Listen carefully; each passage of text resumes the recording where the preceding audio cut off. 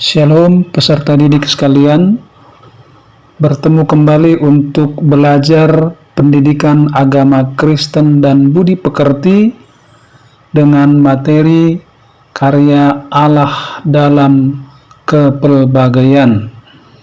Ayat referensi 1 Petrus 3 ayat 15, Galatia 3 ayat 28, Kejadian 1 ayat 28 dan Kejadian 11 ayat 1 sampai ayat 9. Mari kita bersatu dalam doa. Bapa yang baik, kami bersyukur atas berkat-Mu hari ini. Kami akan belajar, kiranya Roh Kudus yang memberikan kami hikmat untuk memahami pembelajaran hari ini. Dalam nama Tuhan Yesus kami bersyukur. Amin. Peserta didik, terlebih dahulu saya akan absen. Kemudian, berpikir positif merupakan energi potensial yang luar biasa. Mari kita selalu berpikir positif agar tetap sehat dan terhindar dari COVID-19. Berpikirlah positif, karena hidup yang Tuhan anugerahkan bagi kita adalah hidup yang indah. Tujuan pembelajaran kita, setelah mengikuti proses pembelajaran, peserta didik diharapkan dapat mendeskripsikan peran yang dapat dilakukan oleh remaja Kristen di tengah perbedaan suku, budaya, dan agama. 2. Mendiskusikan hal-hal positif dan negatif dari keberagaman manusia, serta pengalaman mengenai konflik yang terjadi karena dipicu oleh perbedaan suku, budaya, maupun agama. 3. Membuat proyek mengenai kebersamaan dengan orang lain tanpa kehilangan identitas. Sedangkan kompetensi dasar, kalian bisa membaca. Lalu, pentingnya kompetensi dikuasai oleh peserta didik. Peserta didik perlu diperkaya dengan pemahaman bahwa Allah menciptakan manusia dalam kepelbagaian dan keunikan yang patut disyukuri. Kepelbagaian bukan halangan untuk membangun hubungan pribadi dan hubungan sosial. Peserta didik sekalian, indikator pencapaian kompetensi bisa dibaca dalam video ini. Kemudian, materi pembelajaran kita: 1. Kepelbagaian manusia menurut Alkitab. 2. Sikap terhadap orang yang berbeda. 3. Karunia Allah dalam kepelbagaian. 4. Suara hati remaja. Kriteria ketuntasan minimal yaitu 75. Maka kalian berusaha mendapatkan nilai 75 dan saya harapkan nilai yang kalian dapatkan itu di atas 75. Sekarang, mari kita simak terlebih dahulu video berikut ini. Silahkan kalian amati. Di Kabupaten Sambas, Kalimantan Barat pun sempat terjadi kerusuhan berdarah. Bahkan di sini korban yang jatuh pun memasuki angka ribuan. Hampir sama dengan kerusuhan di Sampit, kerusuhan Sambas yang terjadi pada tahun 1999 ini disebabkan oleh pergesekan antara suku pendatang dengan suku pribumi, yaitu antara suku Melampu dan Dayak dengan suku Madura.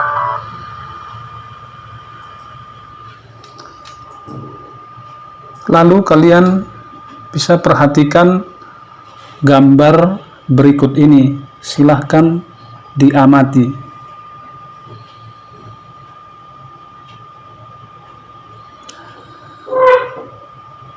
Jika sudah diamati, maka kalian bisa memberikan tanggapan Berikanlah tanggapanmu terhadap cuplikan video yang sudah kalian saksikan tadi. Kemudian berikanlah tanggapanmu terhadap gambar yang tadi dimunculkan. Kalian bisa kerjakan di buku tugas, lalu nanti didiskusikan dan dikumpulkan. Manusia diciptakan oleh Allah dalam berbagai keunikan, antara lain warna kulit dan ciri-ciri fisik. Keunikan tersebut menjadi bukti bahwa Allah mengasihi semua manusia tanpa kecuali. Oleh karena itu, tiap orang patut menghargai sesama dalam perbedaan dan keunikan yang ada, serta dapat membangun hubungan pertemanan dan persahabatan. Peserta didik, keberagaman di Indonesia dipersatukan oleh budaya gotong royong dan semboyan Bhinneka Tunggal Ika yang hendak mempersatukan berbagai perbedaan tersebut dalam satu kesatuan sebagai bangsa Indonesia. Namun demikian, budaya dan semboyan tersebut tidak akan terwujud jika tidak dilakukan dalam tindakan yang nyata. Poin 1. Kepelbagaian manusia menurut Alkitab. Manusia diciptakan dalam berbagai keunikan dan perbedaan sebagai ciri khas dan identitasnya. Sebagai makhluk mulia ciptaan Allah memiliki harkat dan martabat yang sama. Perbedaan yang ada tidak mengurangi harkat dan martabat seseorang. Yesus berdialog dengan orang-orang dari berbagai tingkatan sosial. Contohnya Nikodemus, seorang ahli Taurat, Zakheus, seorang pemungut cukai, dan perempuan Samaria. Demikian juga Rasul Paulus ketika dia berada di Athena berdialog dengan para pengikut penyembah berhala Stoa dan Epikuros. Dalam berinteraksi, Yesus menunjukkan kasih dan keadilan kepada semua orang. Ia membiarkan dirinya diminyaki oleh seorang perempuan berdosa, makan bersama pemungut cukai, meminta air dari seorang perempuan Samaria, dan menyembuhkan orang tanpa melihat latar belakangnya. Nah, kedatangannya bukan hanya untuk keselamatan orang Yahudi, melainkan untuk segala bangsa. Berbagai kenyataan ini dapat dijadikan sebagai acuan untuk mewujudkan kehidupan damai dan berkeadilan dalam kepelbagaian manusia. Peserta didik, silahkan buka 1 Petrus 3 ayat 15. Di sana dikatakan, "Kuduskanlah Kristus di dalam hatimu sebagai Tuhan, dan siap sedialah pada segala waktu untuk memberi pertanggungan jawab kepada tiap-tiap orang yang meminta pertanggungan jawab dari kamu tentang pengharapan yang ada padamu. Tetapi hendaklah dengan lemah lembut dan hormat, dan dengan hati nurani yang murni." Apa maknanya ayat tersebut? Makna yang terkandung dalam ayat di atas adalah, kuduskanlah Kristus di dalam hatimu. Ajaran Yesus dan kekudusannya harus dihayati dan dijalankan serta dipelihara. 2. Mempertanggungjawabkan iman. Sebagai remaja Kristen, kalian dipanggil untuk siap mempertanggungjawabkan iman, menyangkut sikap hidup yang harus ditunjukkan pada orang lain. Dengan demikian, orang-orang menyaksikan kehidupan Kristiani yang sesungguhnya. 3.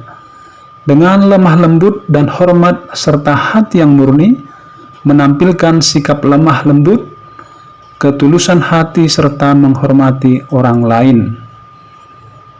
Dengan demikian, dalam bergaul dengan orang lain yang berbeda, seorang remaja Kristen harus menguduskan Tuhan, mempertanggungjawabkan iman, serta bersikap lemah lembut.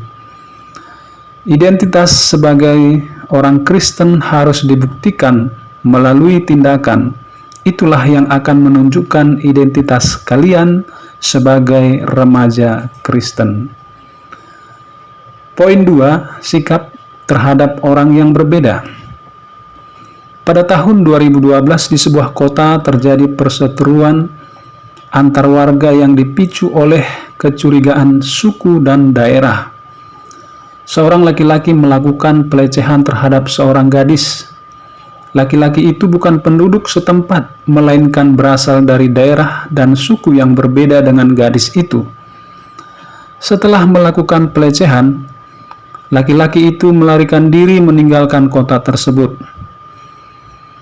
Penduduk kota tersebut sangat marah sehingga melampiaskan kemarahan mereka kepada orang-orang yang tinggal di kota itu yang memiliki identitas suku dan daerah yang sama dengan laki-laki yang melakukan pelecehan terhadap gadis tersebut.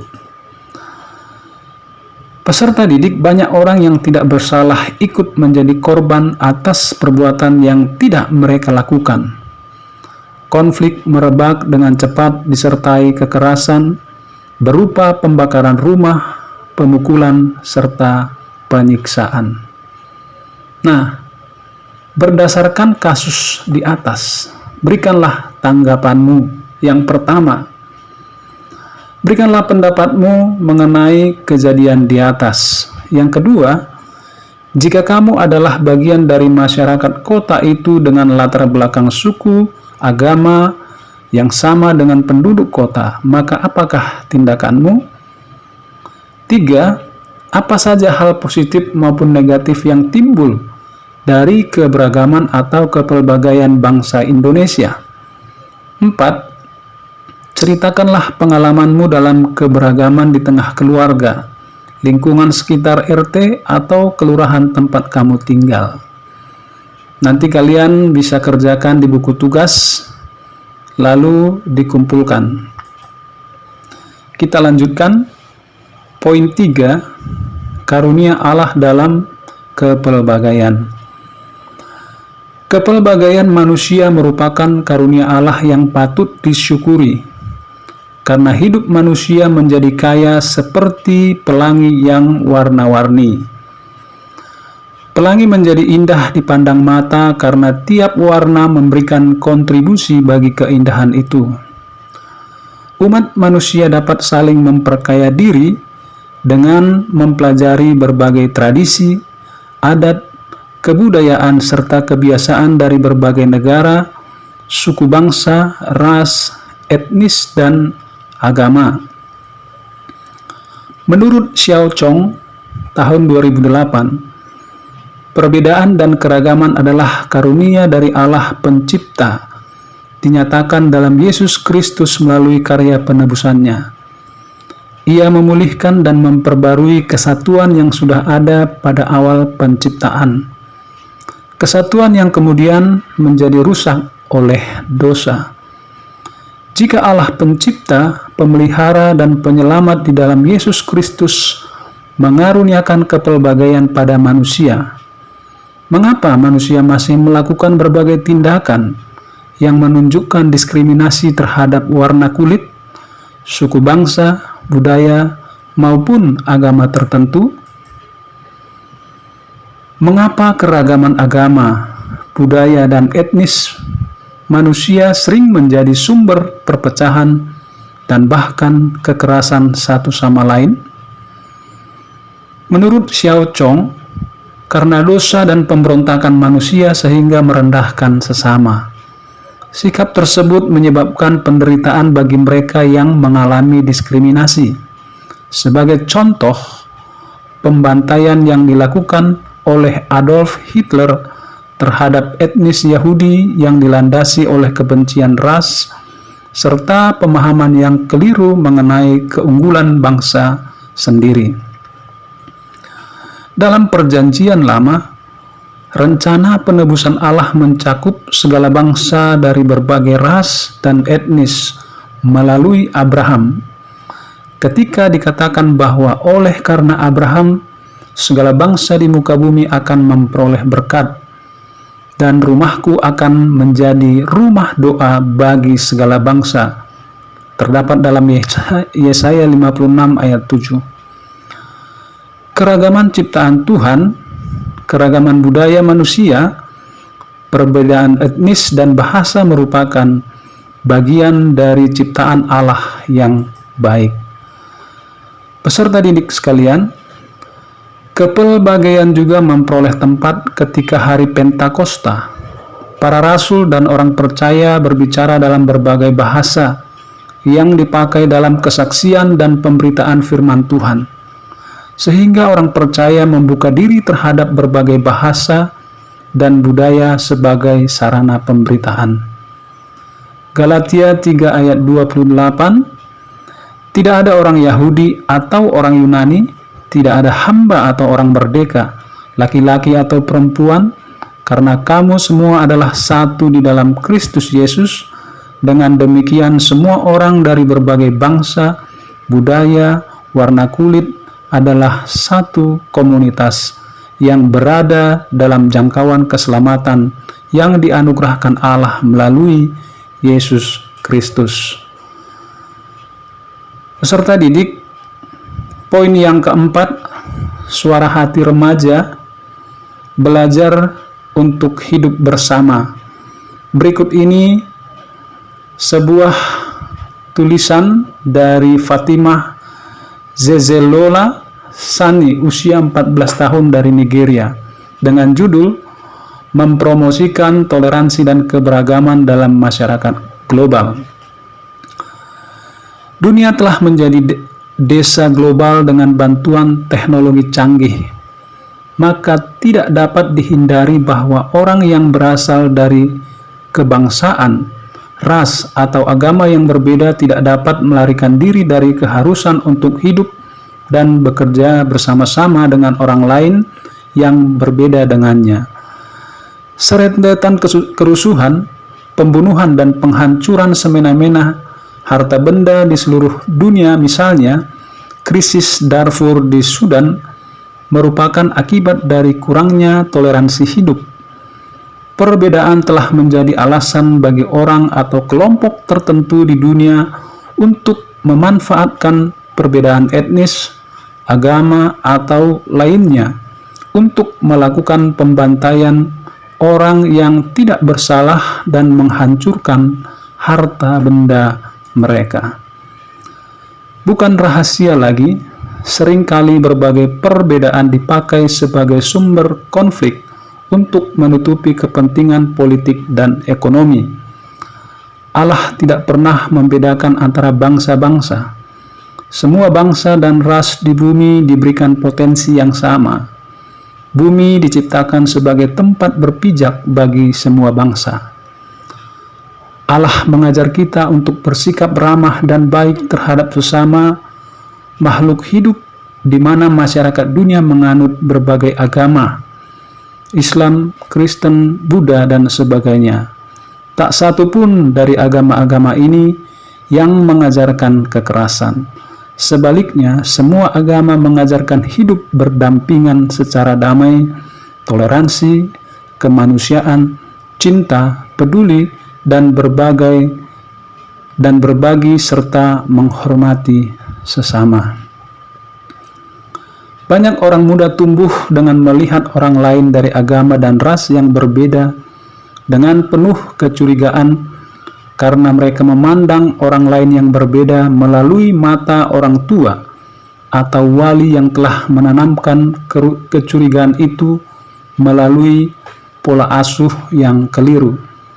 Akibatnya, orang-orang muda ini memperoleh informasi yang salah. Dengan demikian, mereka hidup dalam prasangka, kesalahpahaman tentang keyakinan dan budaya lain. Kedamaian dan keharmonisan terus menghindari dunia karena manusia telah menolak untuk mengakui bahwa jika terjadi bencana terhadap satu bangsa, maka bangsa yang lain pun tidak bisa lepas tangan dalam menanggung akibat dari bencana itu. Peserta didik sekalian, berikanlah tanggapan dari pertanyaan berikut ini. 1. Catatlah prinsip-prinsip penting yang dikemukakan dalam karya tulis di atas. 2. Peran apa yang dapat dilakukan oleh remaja di tengah masyarakat yang berbeda suku bangsa, ras, gender, dan lain-lain. 3. Aksi atau program apa yang dapat dikerjakan demi terwujudnya keadilan dan perdamaian di tengah masyarakat yang berbeda ras, etnis, dan gender. 4. Berikan tanggapanmu terhadap orang atau sekelompok orang yang suka mendiskriminasi orang lain. Apa tindakan yang kamu lakukan untuk meminimalisir? 5. Buatlah slogan dalam menjunjung kepelbagaian. Peserta didik sekalian, sebagai rangkuman, Allah mengasihi semua ciptaannya. Ia juga merencanakan keselamatan bagi semua bangsa tanpa kecuali. Oleh karena itu, tiap orang percaya dipanggil untuk menanggapi kasih dan penyelamatan Allah di dalam Yesus Kristus dengan membangun solidaritas serta kebersamaan dengan orang lain tanpa memandang berbagai perbedaan. Dengan demikian, identitas sebagai murid Yesus semakin nyata.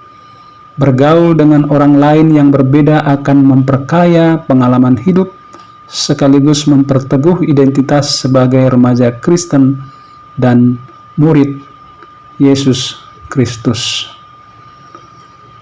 Sebagai evaluasi, peserta didik nanti kerjakan di buku tugas yang pertama, deskripsikanlah peran yang dapat dilakukan oleh remaja Kristen di tengah-tengah perbedaan suku, budaya, dan agama.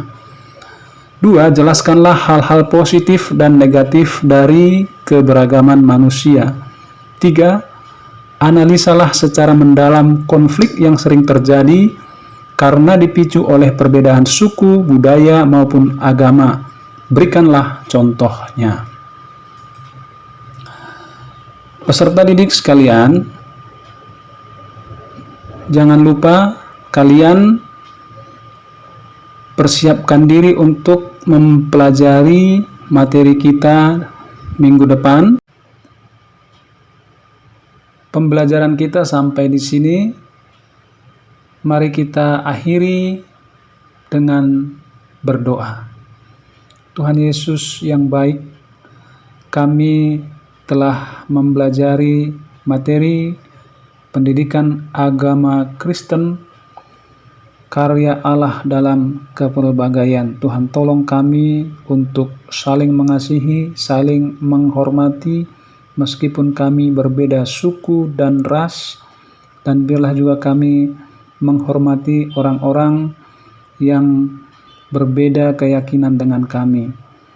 Tuhan Yesus, tolong kami agar kami melakukan kehendak-Mu. Haleluya. Amin.